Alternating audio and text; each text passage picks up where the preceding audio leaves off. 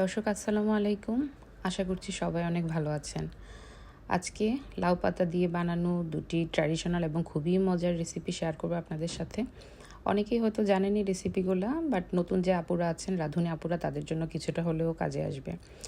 Recipe শুরুর জন্য প্রথমে ফ্রাই প্যানে কিছুটা তেল ব্রাশ করে নিয়ে এর মধ্যে 8-10টি লাউ পাতা বিছিয়ে তার মধ্যে 3 থেকে 4টি শুটকি মাছ দিয়ে মাছগুলো পাতা দিয়ে ভালো করে মুড়িয়ে নিয়ে এর মধ্যে সামান্য পানি দিব, দিয়ে ঢেকে দিয়ে রান্না করব 10 থেকে 15 মিনিটের মতো। অন্যদিকে একটি ফ্রাই প্যানে শুকনা মরিচ এবং রসুন ভেজে নিব।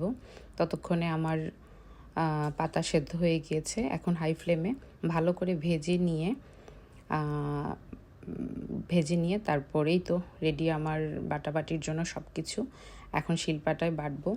এই ভর্তাটা আপনারা ব্লেন্ডারও করতে পারেন, তবে আমার কাছে মনে হয় যে পাটায় বাটা ভর্তার টেস্ট ব্লেন্ডারের চাইতে তার টেস্ট দ্বিগুণ পরিমাণ বেড়ে যায়। এবার স্বাদ মতো লবণ দিয়ে মরিচগুলো একটু বেটে নিব। এখানে আমি অনেকটা মরিচ নিয়েছি, সবটা আমার লাগবে না। আমি তার থেকে অর্ধেকটা মরিচ সরিয়ে রাখবো অন্য একটি ভর্তার জন্য।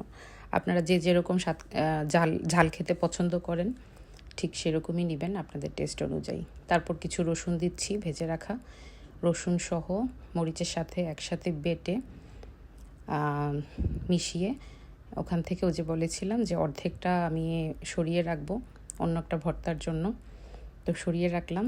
এখন এই পেস্টটার সাথে ভেজে রাখা লাউ পাতা এবং শুটকি মাছের যে ভাজাটা ছিল সেটা দিয়েও ভালো করে আমি বেটে মরিচের সাথে মিশিয়ে নেব। সবশেষে কাঁচা পেঁয়াজ দিব। অনেকেই ভাজা পেঁয়াজ দিতে পছন্দ করেন, তবে আমার কাছে পার্সোনালি মনে হয় যে এই ধরনের ভর্তাতে ভাজার চেয়ে কাঁচা পেঁয়াজের টেস্টটা একটু বেশি আসে। সেজন্য আমি কাঁচা পেঁয়াজই সবসময় এই ধরনের ভর্তায় ইউজ করি। তো এই তো বাস হয়ে গেল আমার লাউ পাতায় বাটা ভর্তা।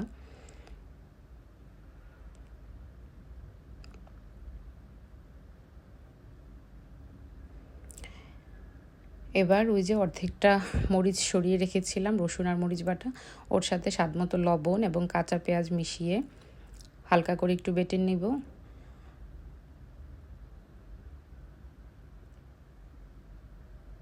এবং সাথে একটু সর্ষের তেল মিশাবো। আমার কাছে মনে হয় যে সরিষার তেল দিলে এই ধরনের ভর্তার মধ্যে তার স্বাদ মনে হয় একটু বেশিই বেড়ে যায়। আমার কাছে এরকম মনে হয় পার্সোনালি।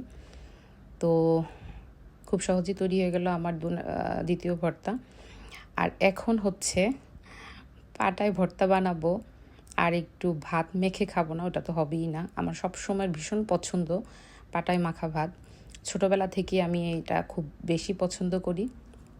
যখনই আমি পাটায় কোনো ভর্তা বানাই তখনই আমাকে পাটায় ভাত মেখে বেটে খেতেই হবে।